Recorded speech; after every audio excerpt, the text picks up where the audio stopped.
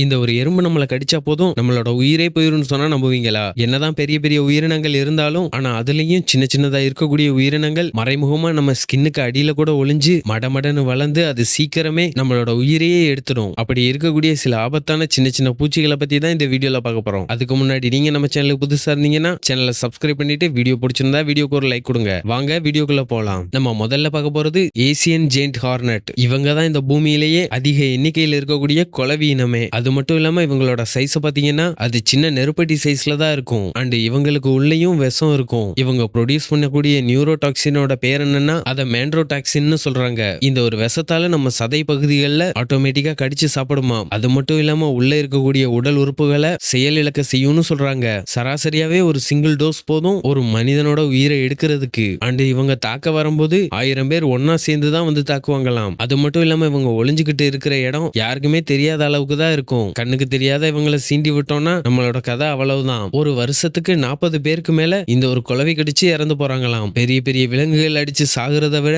இந்த பூச்சி கடிச்சு இறந்து போறவங்களோட எண்ணிக்கை ரொம்பவே அதிகமா இருக்கு. நம்ம ரெண்டாவதா பார்க்க போறது கில்லர் பீ. தேனீக்களை பார்த்து ஒரு சிலர் பயப்படுவாங்க, நிறைய பேர் பயப்படவே மாட்டாங்க. ஆனா ஆப்பிரிக்காலையும் பிரேசில்லையும் இந்த கில்லர் பீஸ் 1000 பேருக்கு மேல கொலை பண்ணிருக்கு. அதுக்கு காரணம் அதோட விஷம் ஸ்ட்ராங்கா இருக்கிறது மட்டும் இல்லாம அது கொட்டுற டைமும் செலுத்துற விஷமும் தான். இவங்க ஒரு முறை அட்டாக் பண்ணும்போது 10 முறைக்கு மேல கொட்டிக்கிட்டே இருப்பாங்களாம். அதனால 10 டைம்ஸ் விஷம் உடம்புக்குள்ள போய்கிட்டே இருக்கும். அது மட்டும் இல்லாம தேனீக்கள் எல்லாம் கூட்டம் கூட்டமா தான் இருக்கும். இவங்க ஒரு இடத்துல கூட்டமா இருந்தாங்கன்னா அந்த இடத்துல மொத்தமா 80,000 தேனீக்களுக்கு மேல இருக்குமாம். சோ அதுக்கு நம்ம ஆபத்துன்னு நினைச்சிட்டா போதும் அது அறக்க பறக்க பாஞ்சு வந்து நம்ம உடம்ப பஞ்சர் பண்ணி விட்டுருவாங்க. அண்ட் இவங்க மனிதர்களை மட்டும் தாக்குறது கிடையாது, மத்த விலங்குகளையும் ஈவன் மத்த தேனீகளை கூட அட்டாக் பண்ணுவாங்களாம். இவங்க ரொம்பவே படு பயங்கரமான ஆளுங்க. இதனால இவங்களை விட்டு நம்ம தள்ளியே தான் இருக்கணும். நம்ம மூணாவதா பார்க்க போறது தி மேரிகோப்பா ஹார்வெஸ்டிங் ஆண்ட்ஸ். இவங்க அதிகமா அமேசான் காடுகள்ல தான் இருப்பாங்க. அவங்களோட வயசை பொறுத்து இவங்க 1 சென்டிமீட்டர்ல இருந்து 5 சென்டிமீட்டர் நீளம் வரைக்கும் வளரும். இது சைஸ்ல தான் குட்டி. ஆனா இது ஹனி பீஸை விட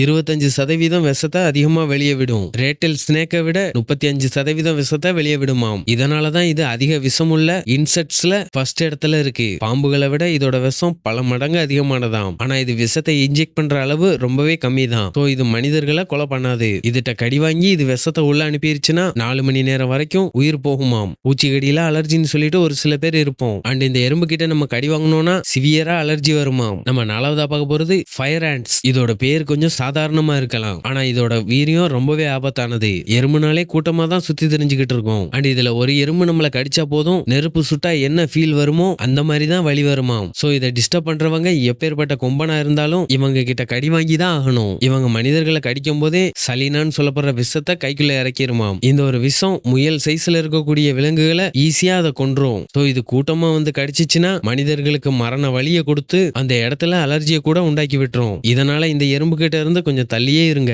நம்ம அஞ்சாவதா பார்க்க போறது ப்ளீஸ். இதுங்க எல்லாம் நம்ம வீட்டுல வளர்க்கக்கூடிய பெட்ஸ் மேல இருக்கும். அண்ட் இதால மனிதர்களுக்கு பெரிய ஆபத்தெல்லாம் கிடையாது. இது வேற ஒண்ணு கிடையாது, உண்ணி தான். இந்த உண்ணி நம்ம மேல ஏறி நம்மளோட ரத்தத்தை குடிச்சு ஈஸியா வளர்ந்துகிட்டே இருக்கும். அண்ட் இது நம்ம வீட்டுல உள்ள பெட்ஸ் மேல ஏறினாலும் சரி நம்ம மேல ஏறினாலும் சரி அதுதான் நம்மளோட நிலைமையும். அண்ட் இது நம்ம காதுக்குள்ள போயிட்டாலும் அதே தான் நிலைமை. அண்ட் இவங்களோட சைஸ் ரொம்பவே சின்னதா இருக்கும். இவங்க கடிக்கிறது கூட நமக்கு சுத்தமா தெரியாது. ஆனா இது நம்ம உடம்புல இருக்கிறத கண்டுபிடிச்சு புடுங்கணும்னா அதோட வலி ரொம்பவே மோசமா இருக்கும். அண்ட் இவங்க கடிச்சாங்கன்னா கொசுக்கள் எப்படி ஒருத்தர்கிட்ட இருந்து இன்னொருத்தருக்கு நோயை பரப்புறாங்களோ அதே மாதிரிதான் ஒருத்தர்கிட்ட இருந்து இன்னொருத்தருக்கு அதோட நோய்களை பரப்பும். நம்ம ஆறாவதா பார்க்க போறது தி லொனோமியா ஆப்ளிகுவா. இதுக்கு ஜெயண்ட் சில்காம் இல்ல கேட்டர்பில்லர்னு இன்னொரு பேரும் இருக்கு. இந்த உலகத்துல இருக்கக்கூடிய கம்பளி பூச்சி வகைகள்லயே ரொம்பவே ஆபத்தானதுன்னா இதுதான். ஏன்னா அதிகப்படியான கம்பளி பூச்சிகள் நம்மளை கடிச்சிச்சுன்னா அது நமக்கு அலர்ஜியை ஏற்படுத்தி உடம்புல வீக்கங்களை ஏற்படுத்தும். ஆனா இது அதுக்கும் மேல ஒரு சில பாதிப்புகளை கொண்டு வரும். இதெல்லாம் பாத்தீங்கன்னா அதிகமா பிரேசில், அர்ஜென்டினா, உருகுவே இந்த மாதிரியான இடங்கள்ல தான் வாழுதாம். சரி, சில கம்பளி பூச்சிகள் பாக்குறதுக்கு அருவருப்பா இருக்கும். ஆனா இந்த ஒரு கம்பளி பூச்சி பாக்குறதுக்கு ரொம்பவே அழகா இருக்கும். ஆனா அந்த அழகுக்குள்ளதான் ஆபத்து எப்பவுமே மறைஞ்சிருக்கும். ஏன்னா இந்த ஒரு பூச்சி நம்மள ஒரு தடவை கடிச்சா போதும் அதோட விஷம் நம்ம கையில ஈஸியா உள்ள போயிரும். அது மட்டும் இல்லாம இதோட விஷம் நம்ம உடம்பு ஃபுல்லா ஈஸியா பரவிடுமாம். அப்படி அந்த விஷம் நம்ம உடம்புல பரவுச்சுன்னா நமக்கு வாமிட்டிங் வரலாம், ரத்த கசிவு ஏற்படுமாம். அண்ட் அதுக்கு நம்ம உடனே ட்ரீட்மெண்ட் பண்ணலைன்னா நம்மளோட உயிரே போயிரும். அது மட்டும் இல்லாம இந்த ஒரு கம்பளி பூச்சியை அட்டாக் பண்ணி 500 பேருக்கு மேல உயிரை விட்டுருக்காங்க. நம்ம ஏழாவதா பார்க்க போறது தி புல்லட் ஆண்ட்ஸ். ஒருத்தருக்கு வலியை உண்டாக்க அது மிகப்பெரிய பூச்சியா தான் இருக்கணும்னு அவசியம் இல்ல. ஒரு சின்ன எறும்பு கூட நெருப்பு மாதிரியான ஒரு கடியை கடிச்சு விட்டா போதும் அதுவே நமக்கு உயிர் போற வழியை ஏற்படுத்தும். இந்த புல்லட் ஆண்டி கிட்ட கடி வாங்கினவங்க அதோட வலி ஒரு நாள் வரைக்கும் இருக்கும்னு சொல்றாங்க. அண்ட் இதற்கிட்ட கடி வாங்கினவங்க இதுக்கு இன்னொரு பேரும் வச்சிருக்காங்க. இதை 24 மணி நேரம் வலி எறும்புன்னு கூட சொல்றாங்க. அண்ட் இந்த ஒரு எறும்பு கடிச்சா நமக்கு வலி மட்டும் கிடையாது. ஏன்னா இந்த ஒரு எறும்பு அதிகமா கடிச்சிச்சுன்னா ஹார்ட் அட்டாக் வர்றதுக்கு அதிகமான வாய்ப்பு இருக்காம். இதனால இத டெட்லியான இன்செக்ட்ஸ்ல இதுவும் இடம் பிடிச்சிருக்கு. ஒருவேளை நம்ம அதை டிஸ்டர்ப் பண்ணோம்னா இது ஒரு எறும்புல இருந்து இன்னொரு எறும்புக்கு சிக்னல் அனுப்பி வாங்க இங்க ஒருத்த மாட்டிக்கிட்டா வச்சு செய்யலாம்னு சொல்லி கூட்டமா கிளம்பி வந்து நம்மள அவங்களுக்கு விருந்தாக்கிடுவாங்க. இவங்க போலோடாக்ஸ்னு சொல்லப்படுற நியூரோஎக்சினை நம்ம உடம்புல இன்ஜெக்ட் பண்ணுவாங்க. இதுதான் நம்மளோட மரண வலிக்கு காரணமே. கையூன்னு சொல்லப்படுற அமேசான் ஃபாரஸ்ட்ல வாழப்படுற ஒரு பழங்குடியின மக்கள் அவங்களோட கலாச்சாரத்துல புல்லட் ஹேண்ட்ஸை பயன்படுத்தி பழங்கால முறைகளை பயன்படுத்திட்டு வராங்க. இதுல கையில புல்லட் ஹேண்ட்ஸை கடிக்க வச்சு 10 நிமிஷத்துக்கு அப்படியே இருக்கணுமாம். அதுட்ட கடி வாங்கி நடுவுல அழலாம் கூடாதுன்னு சொல்றாங்க. நம்ம 8வதா பார்க்க போறது கிஸ்ஸிங் பக்ஸ். ஏன் இதுக்கு கிஸ்ஸிங்னு பேர் வந்ததுன்னா இது நம்மள கடிச்சதுன்னா அந்த இடம் நமக்கு முத்தம் கொடுத்த மாதிரியே தடம் இருக்கும். சரி, ஒருத்தவங்க வந்து நமக்கு முத்தம் கொடுக்கறாங்களே நினைச்சீங்கன்னா அடுத்த நிமிஷத்துல நம்ம இறந்து போறது கூட வாய்ப்பு இருக்காம். இந்த கிஸ்ஸிங் பக்ஸ பாத்தீங்கன்னா மனிதர்களோட கண்ணுலையும் உதட்டலையும் தான் அதிகமா கடிக்குமாம். நீங்க நினைப்பீங்க இதுகிட்ட கடி வாங்கணும்னா சின்னதா ஒரு வலி சிவப்பு கலர்ல வீக்கம் இருக்கும், அப்படிதான் நம்ம நினைச்சுக்கிட்டு இருப்போம். ஆனா அது அப்படிலாம் விட்டுறாது. அது நம்மள எங்க கடிக்குமோ அது நம்ம உடம்புல மலத்தை ஏத்திரும். அப்படி அது போறதுனால செக்கா டிசீஸ் பரவுமாம். இந்த ஒரு டிசீஸால வருஷம் 11,000 பேர் இறந்து போறாங்களாம். முக்கியமா குழந்தைங்க, 7 வயசுக்கு கம்மியா இருக்கக்கூடிய குழந்தைங்க, இவங்க தான் அதிகமா இதால பாதிக்கப்பட்டு இறந்து போறாங்களாம். அதுவும் யூஎஸ்ல தான் இதால அதிகமா பாதிக்கப்பட்டவங்க இருக்காங்க. அதுலயும் டெக்சாஸ், மெக்சிகோ இந்த ஏரியாக்கள் எல்லாம் கிட்டத்தட்ட 3 லட்சம் பேர் இதால பாதிக்கப்பட்டிருக்காங்க. நம்ம 9வதா பார்க்க போறது தி ஜெயண்ட் ஐசோபோட். இதுங்க வந்து இன்செக்ட்ஸ் கிடையாது, ஆனா இது ஒரு இன்செக்ட் வகையை சேர்ந்ததுதான். அண்ட் இவங்க எல்லாம் 20 இன்ச்சஸ் வரைக்கும் வளரக்கூடியவங்க. கடலுக்கு அடியில தான் இவங்க அதிகமா உயிர் வாழுவாங்க.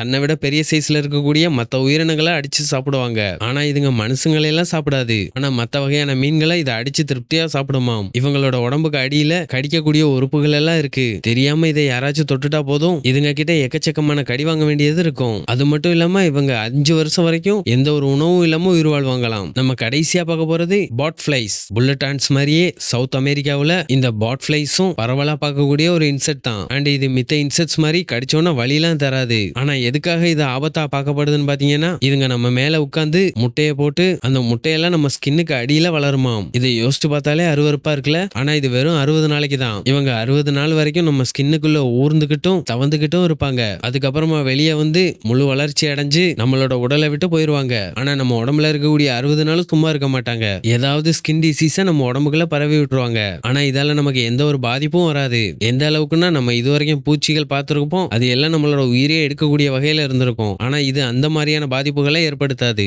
ஓகே ஃப்ரெண்ட்ஸ், இந்த வீடியோ உங்களுக்கு பிடிச்சிருக்கும் நான் நம்புறேன். இந்த வீடியோ பிடிச்சிருந்தா வீடியோக்கு ஒரு லைக் கொடுங்க. மறந்துடாம சேனலை சப்ஸ்கிரைப் பண்ணிருங்க. இந்த 10 இன்செக்ட்ஸ்ல நீங்க இது வரைக்கும் எதையெல்லாம் பார்த்திருக்கீங்கன்னு கமெண்ட்ல சொல்லுங்க. அண்ட் நீங்க கொடுக்கக்கூடிய ஒவ்வொரு லைக்கும் தான் எங்களை அடுத்தடுத்த வீடியோ போடுறதுக்கு மோட்டிவேட் பண்ணும். அதுதான் எங்களுக்கு புத்துணர்ச்சியாவும் இருக்கும். அதனால எங்களை மோட்டிவேட் பண்ற விதமா வீடியோக்கு ஒரு லைக் கொடுத்து சப்போர்ட் பண்ணுங்க. இதே மாதிரி இன்னொரு சூப்பரான வீடியோல பார்க்கலாம்.